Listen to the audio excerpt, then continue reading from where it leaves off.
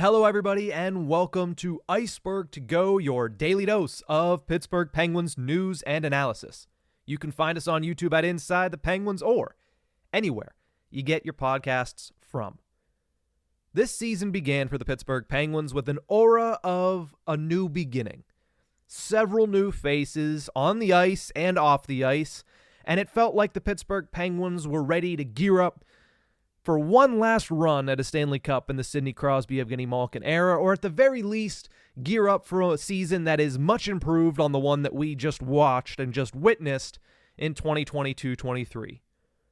But here we are, handful of weeks in, and the Penguins have gotten off to a mostly rotten start. They're 3-5-0 through 8 games, and the team has shown several poor performances and several alarming issues. But scoring and finishing, once again, may be one of the most pivotal. And I say once again because finishing has been an issue for this team for years. It's been an issue for this team really since maybe 2019, maybe even earlier than that.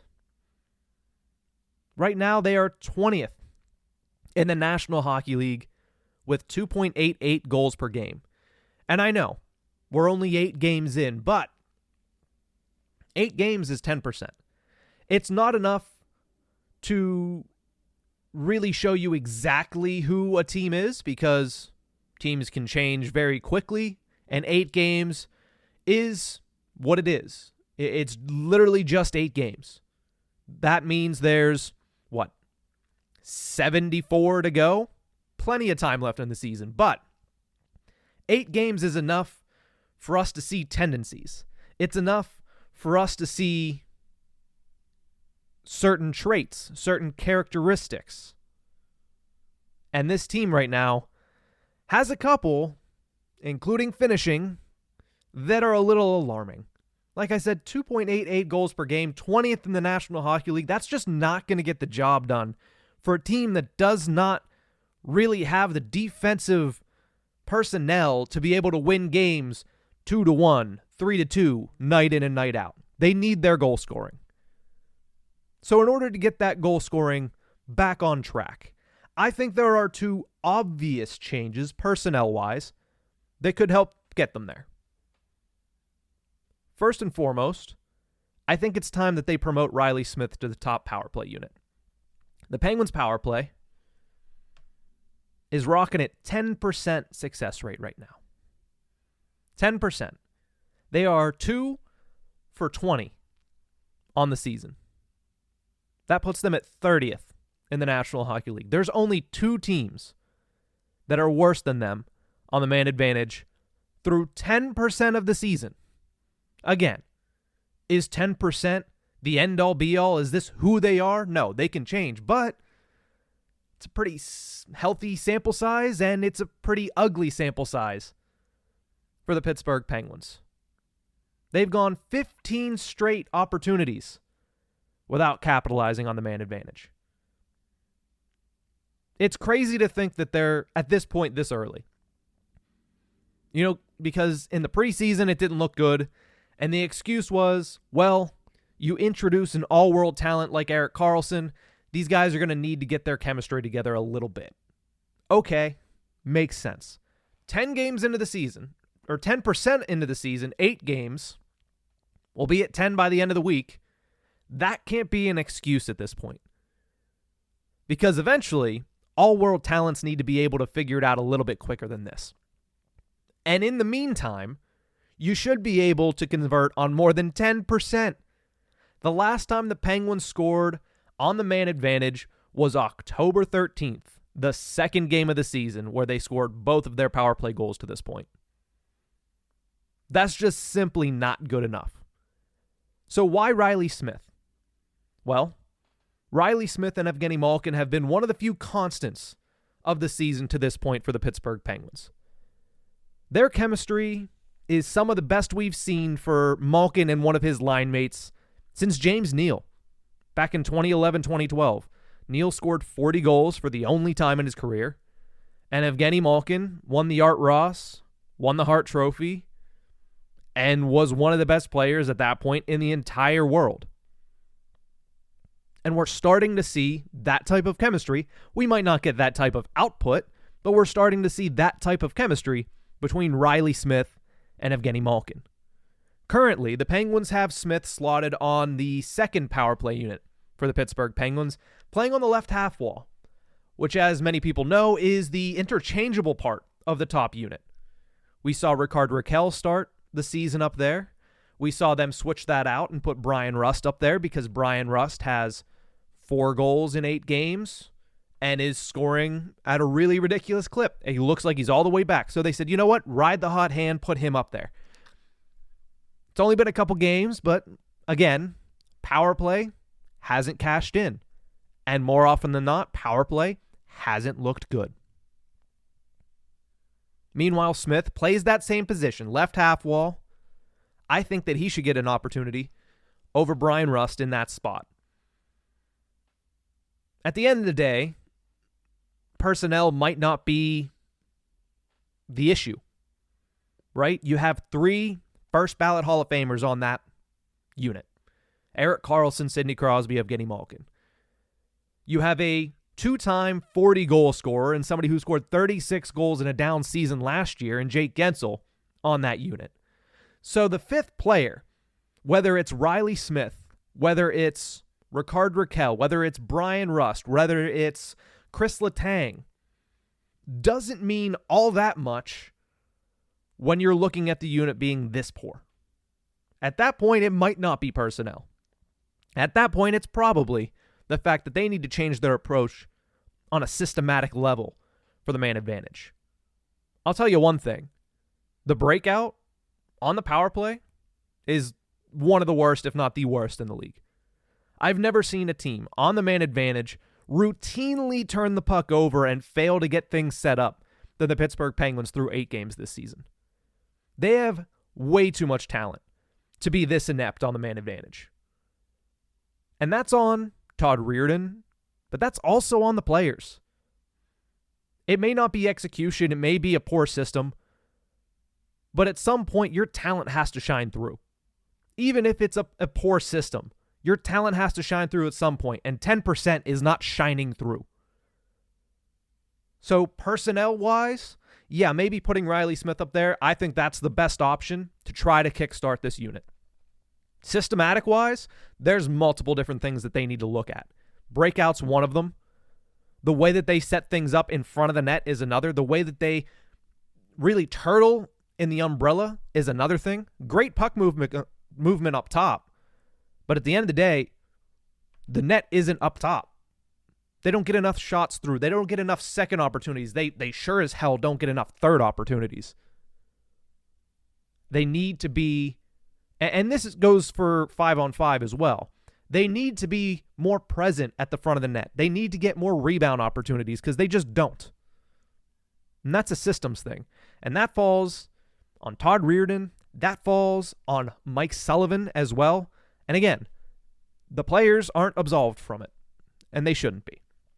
So Riley Smith to the top power play unit. I think that helps that unit, which obviously helps overall scoring because if your power play isn't scoring, you're going to see the results. Secondly, it's time. It's time. Mike Sullivan, sure, has watched the first line flourish, and the first line was great once again in a 5-2 loss against the Ottawa Senators. But that's the issue. You can't be the LA Angels of hockey. Oh, Sidney Crosby got 2 points. Jake Gensel got a goal and an assist. The first line created 18 opportunities, or 17 of the 33 scoring chances, which is what it was on Saturday. And you lost 5-2. You can't do that. It's time to flip Rakell and Brian Rust. Yeah. Going back to old reliable's nice. You know it's going to work. It's an easy decision. You can commend Mike Sullivan for that, but at the end of the day, that's not a hard decision to make. Joe Schmo under the Fort Pitt Bridge could have made the same exact decision. Oh yeah, Brian Rust, Sidney Crosby, Jake Gensel. Put them together. I think that'll work. It's time to flip Rakell and Rust. And no, There's nothing wrong with the first line right now. It's clicking almost on all cylinders, but look at the team's success. 3-5 and 20th in the NHL in scoring. So it's great that they're scoring and they're creating opportunities, but at the end of the day, you're losing games. At the end of the day, you're not putting yourself in a good position in the standings for when the actual standings matter. Yeah, all these points count towards the same thing, but nobody looks at the standings till Thanksgiving. But do you really want to look at the standings in Thanksgiving and be like, wow, the Penguins are in 6th in the Metropolitan Division. Wow, the Penguins are behind a lot of teams in that wild card race. It's going to be a rude awakening at the 20-game mark, at the quarter pole of the season. So it's time to switch Rakell and Rust, because you need Rickard Rakell to get going. The third lines looked good. Last handful of games, the third lines looked good. Okay, they've scored a couple goals too. Radim Zahorna got one. Lars Eller got one. They played decently against Ottawa, I thought, as well. You're starting to figure something out in the bottom six. First lines looked great. Malkin and Smith look good together. You can't carry a $5 million anchor. It's not where Rakell is in general, but it certainly isn't working with him and Evgeny Malkin. 1 assist on the season. 1 assist. Last year, Rickard Rakell scored 60 points. I get it, we're 8 games into the season, and this will change. He's on pace to score 10. It's not good. You need more from Rickard Rakell. And we all know Rakell has done nothing but excel with Crosby and Gensel. Meanwhile, it's evident to everybody that watches this sport on a semi-regular basis that there's something off between the chemistry of Rickard Rakell and Evgeny Malkin. Something in their games just does not fit together. Definitely not as much as it does when Rakell is with Crosby. But at the end of the day, what's better for the team? Put Rakell up there and have another unit that is pretty obvious but has had more success than Malkin and Rakell have had over the past season and handful of games between the start of this season and the end of the season that Rakell was brought over at the trade deadline. Let's look at last year specifically. I mean, in 554 minutes at 5-on-5 with the Crosby line, that line produced 26 goals. That was Gensel, Crosby, Rakell. 26 goals in 550 minutes. They allowed 21. And they had 58% of the expected goals at that time. 375 minutes Rakell played with Evgeny Malkin and Jason Zucker on the second line. They scored 19, so around the same, but they gave up 23. So they gave up more in 100 and some change, 175 less minutes. They gave up 2 more goals and had 54% of the expected goals. Fast forward to this season, Rickard Rakell has 1 assist. I think that's an obvious change that you should be making. When's the time to make it? Maybe going into tonight's game against Anaheim, so Rickard Rakell against his former team. Or maybe you make it after tonight's game, when you have 4 days off between now and their next game, which is, I believe, on Saturday, because they go out to California for their 3-game California road trip. Either way, it's time to put Rickard Rakell back with Sidney Crosby, because your team as a whole is suffering because you don't have him there.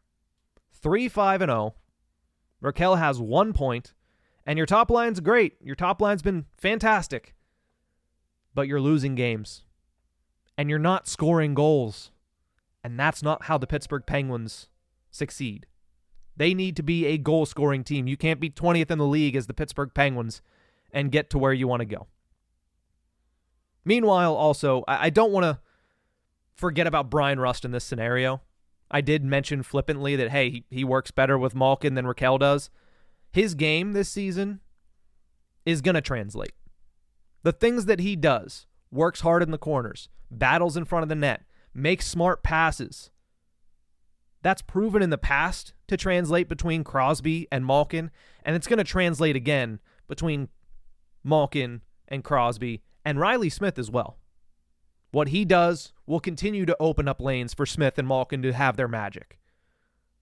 So at the end of the day, these 2 changes, Riley Smith to the top power play unit, and Ricard Raquel to the top line. And I know that's demoting Brian Rust on two different fronts. But I think Brian Rust has proven that he can take that and continue to produce. That's going to do it for this episode of Ice-Burgh To Go. Thank you guys so much for tuning in. Remember, you can find us on YouTube at Inside the Penguins or anywhere you get your podcasts from.